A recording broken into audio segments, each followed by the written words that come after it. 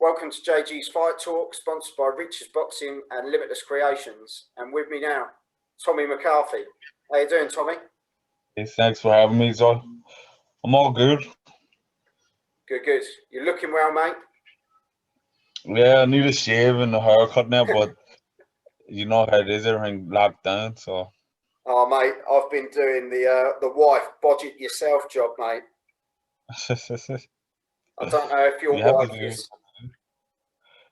I'm very particular with who cuts my hair, so. So no, then. And that's enough.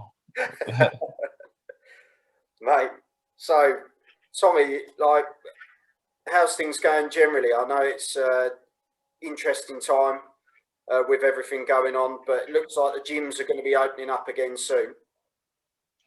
Yeah, well, the gym closures hasn't really affected me too much because as elite athletes, we're still Yeah, allowed to use the gym, so fortunately, the gym that I train in Dublin, we're still operating. And then my friend owns a gym in Belfast, and he's given me the keys, so I've been able to work away. yeah. So you've been sort of just plugging away while Yeah, everything else has been going on. Right, yeah, best way to be, isn't it?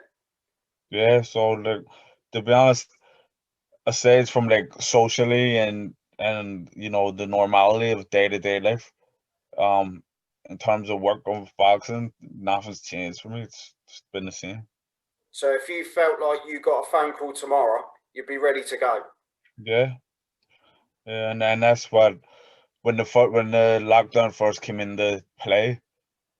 Eddie Hearn was on Instagram on his Instagram live, and he said, if you get a phone call and you're not ready, you go to the back of the queue. So that just stuck in my mind. I was like, I'm gonna just stay ready because people will be getting last minute phone calls. People, opponents failing corona tests and shows popping up last minute. So I've made sure that throughout the whole time I've been ready to go at any moment. Yeah. I think there's been a lot of people that have missed out, isn't there? Because they've, in the back of their mind, they're thinking, "I'll wait until it blows over," or Yeah. I'll just wait." And it's kind of like, well, we never know when it's going to be over, do we? So you Exactly. just got to There's a kind of, year gone, you know what I mean? So, and a year in a boxer's life is like 5 years in a regular person's life. So you need to stay busy and get the yeah, fights when the offers come. You need to take them because they might not come back, man. yeah, true, mate. Well, what we'll do is we'll go back to the start of your career. Where did boxing sort of crash land into your life then? When did it all start happening for you? I boxed for the same amateur club my whole career, Oliver Plunkett in Andersonstown in West Belfast, and basically it was always a boxing fan, but I'm an only child. So I never had any brothers to follow to the gym, and no, like I'm not from a boxing family. Uh, but my father started working with one of the coaches out of the Oliver Plunkett, James Deeds, and he told him that I was interested in joining the club. So Seamus spoke to me one night and says he would bring me to the club. So he brought me down to the gym, and from day one that was it. Instantly, just fell in love with it, and I never looked back. From the first day I walked into the gym, that was it. I knew that that was my passion. Because you think since you've turned pro, you've had what 19 fights, 17 wins. I've right 8 KOs. So Yeah, been a good career so far. yeah. You've It's captured up, your it's three been up and titles. down. It should have my pro career. Yeah, when I turned pro, I didn't envision that it would have went the way it's went. With the twists and turns. Obviously, all young pros when they turn over, you wanna go undefeated until you get to the world level. And unfortunately for me, or you could say fortunately, I had two losses along the way. But those losses helped me learn more than the wins. Yeah, So it's set me up mentally and experience ways for anything that comes up along the way. So it's just boxing's like life. You don't know what's around the corner, so just have to pick yourself up and dust yourself off and keep going. yeah. Do you think people are too protective over the O's these days? Yeah, it was like it for the 2000s, wasn't it? But I think in recent times, especially since this pandemic, the importance of the O's went out the window because everyone's taking losses, and the up and coming guys on the shows, people doing 6 rounders, you're getting 4-0 versus 6-0 and stuff. So people are taking more chances, and I'm glad it's went that way because a loss isn't the end of the world. Whereas before, it was like you take an L, and it's like it's game over. Like when I took my first loss, I was like, "Geez, I'm gonna have to retire, and I've only had 10 fights." But now we see that it's not important though. It's just the Floyd Mayweather era. He made such a big deal out of being undefeated, so Yeah, everyone wanted to be like him. And if you look at the way people do pads and the way people act, everything is all modeled off Floyd Mayweather. So now that he's gone and the top guys, most of them have a loss. The mentality's changing. yeah, yeah. But you think prior to Floyd Mayweather, you look at like the likes of Lennox Lewis, Mike Tyson. You know, we can go back and we can go on, can't we? They Yeah, all lost, everyone. but they've gone Yeah, down in history. yeah. And the people, that era, the Mayweather era of being undefeated, that has kind of went now. So the new legends who are coming through, they'll take losses and they'll go down in history too. Like people, I think it kind of you know made boxing even not as exciting because people were afraid to take the risk because they didn't want to lose the all. Yeah, But now we have everyone; they all want to fight each other because nobody cares about getting beat.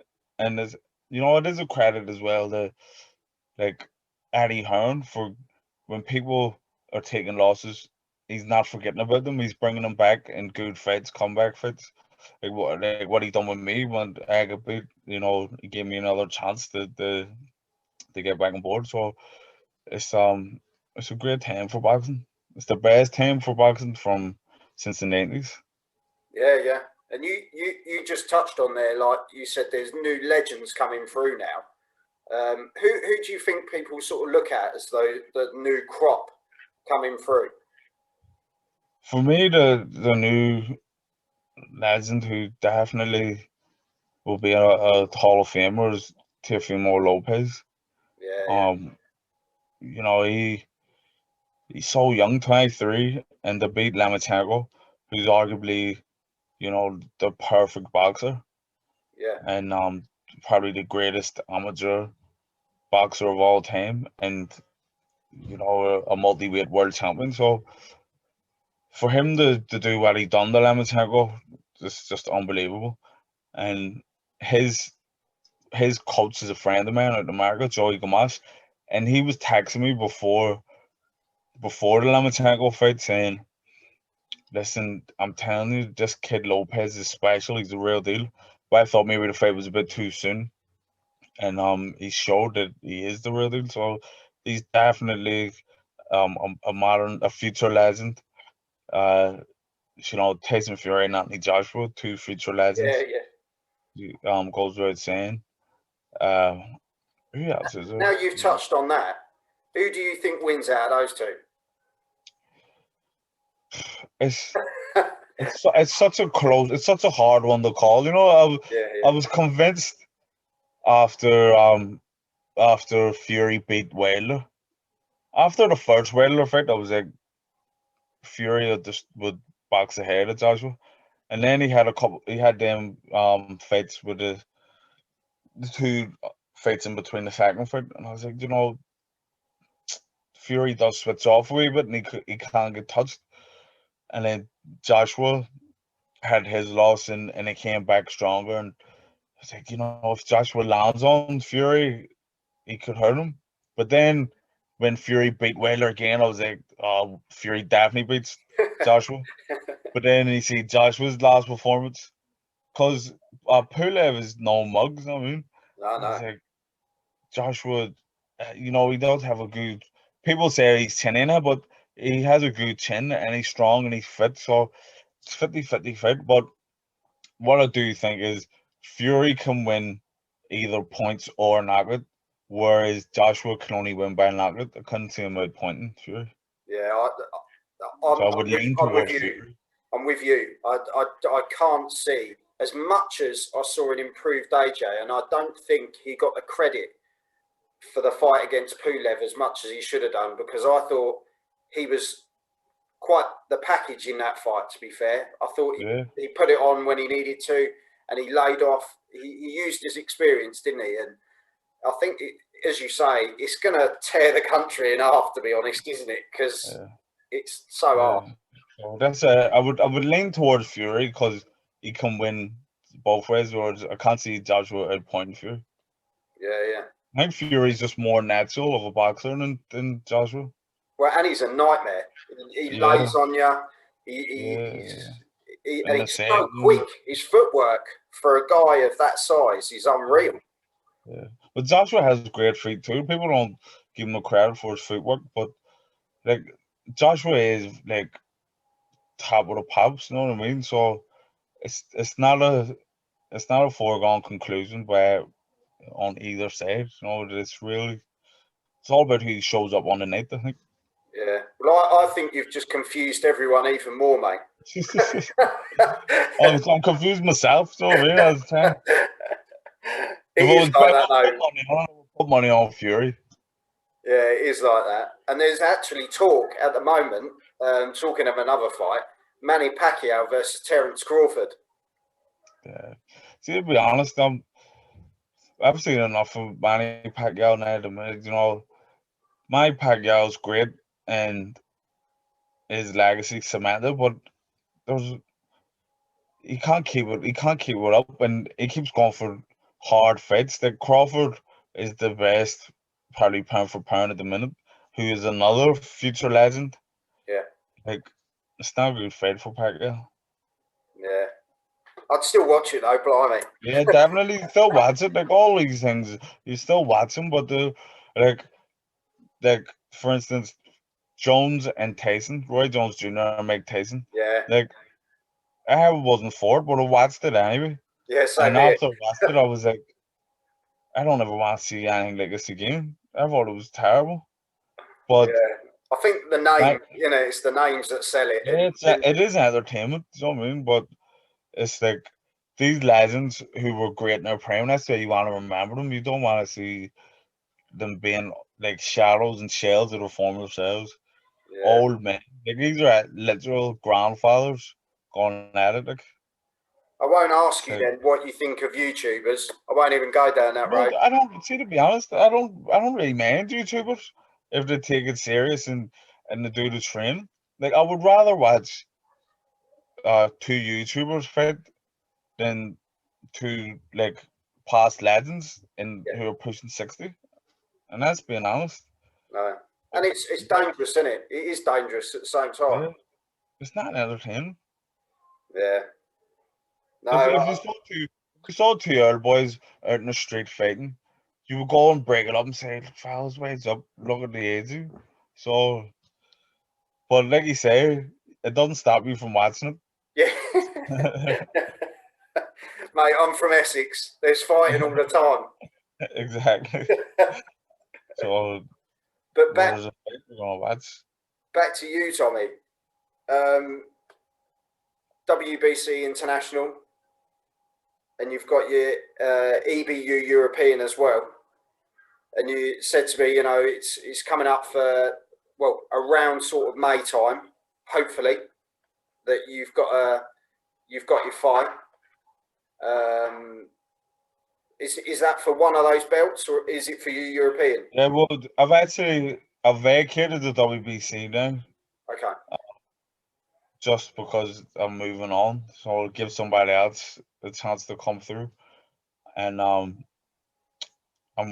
defending my European title, so I would like to after this defense, I want to get a crack at the WBC world title would be great. Any one of them, but I'm highly ranked. I'm number 7 with the WBC, okay. so that I think that would be the most likely option for me. Yeah. Number 7 with WBC, number 8 with the IBF, number 10 with WBA. So Okoli and Breedis, there's talks about them two going for unification. So that just put me out of the friggin' mix altogether, wouldn't it? But either one of those fights I would love. But the WBC, like I was saying, I grew up in the Mayweather era, Yeah. and it was always the green belt Yeah. WBC. So I grew up wanting to be WBC champion. So like I say, fingers crossed.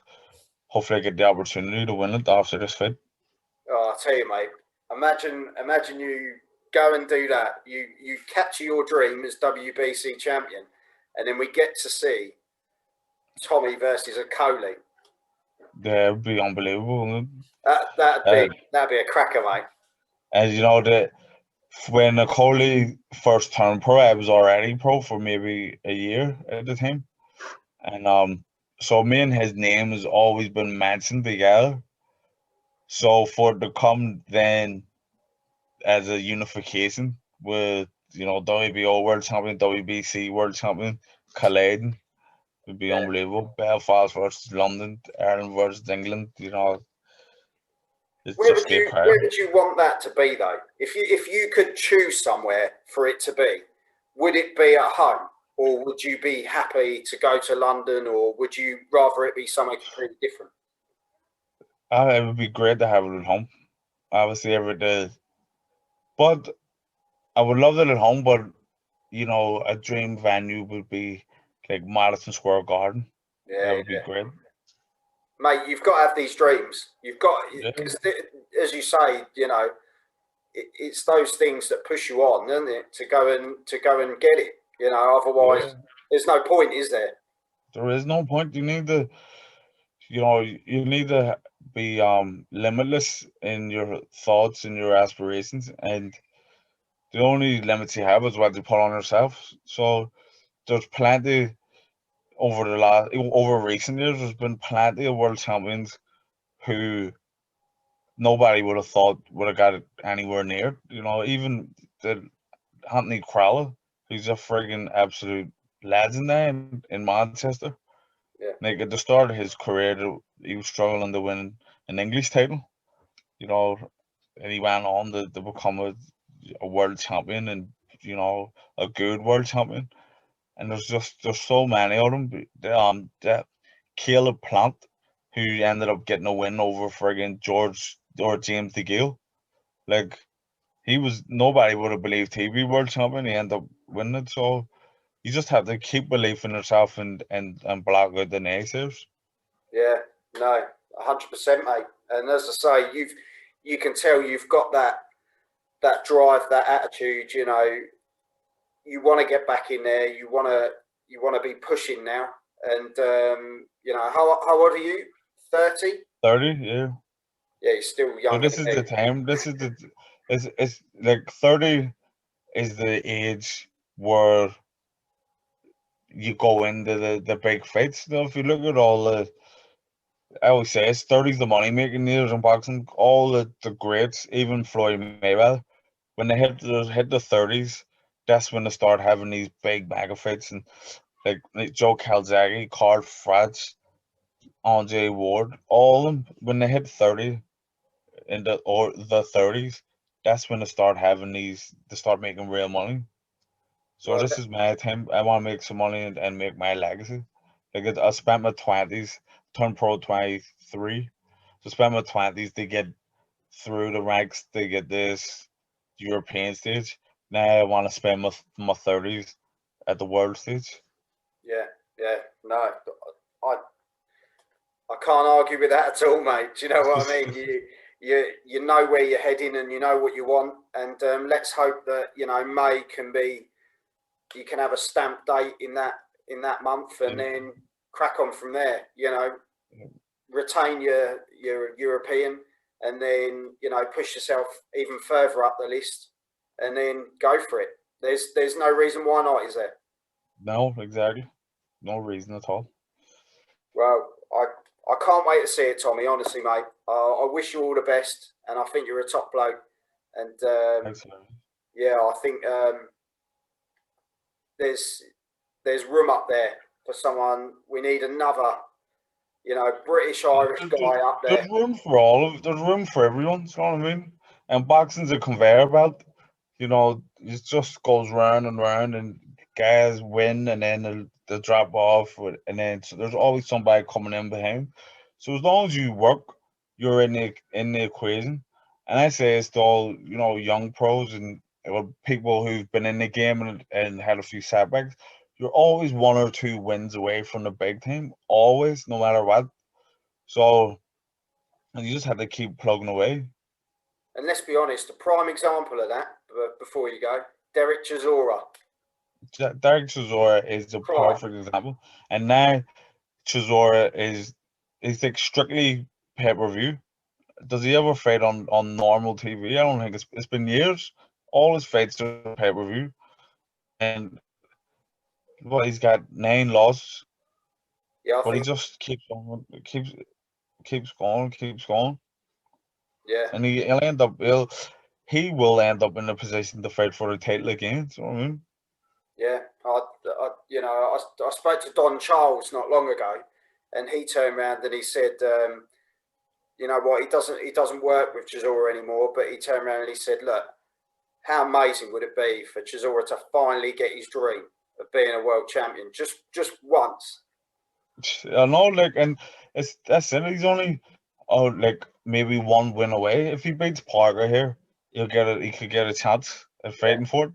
And like it's, again, like what I said, the 30s is the money making years. Like all this has happened for Chisora in his 30s. I think Chisora's 37, maybe, yeah. I and think he's heading that way, and he's in the best form and the best fights of his life at the minute. yeah, no, definitely. Well, Tommy, you're going to be up there, mate. You've just got to keep plugging away and doing what you do. And I know you've got a great fan base around you and good support around you. And yeah, I just wish you all the best, mate. Thanks very much. No, thanks for coming on. No bars. All right. Yeah, Good and luck. I'll speak to you again soon. Yes, no problem. You take See ya. care, mate. Bye bye. Thank you. Tommy McCarthy. Yeah, great guy. I'm looking forward to seeing him. Hopefully, getting back out there in May, defend his European title, and then push himself up the rankings, and go for that world title. He deserves to be up there in the mix. And yeah, imagine one day if we see McCarthy versus Okoli. I'd absolutely love that. Who knows? Who knows? Like he said, it's like a conveyor belt. Anything can happen. One loss, you drop off. One win, you're back in the mix. So, yeah, looking forward to it, and I really appreciate his time. And yeah, you've been watching JG's Fight Talk, sponsored by Rich's Boxing and Limitless Creations. If you like what I do, hit the subscribe button, check out the rest of the content, and I'll see you all soon. Thank you.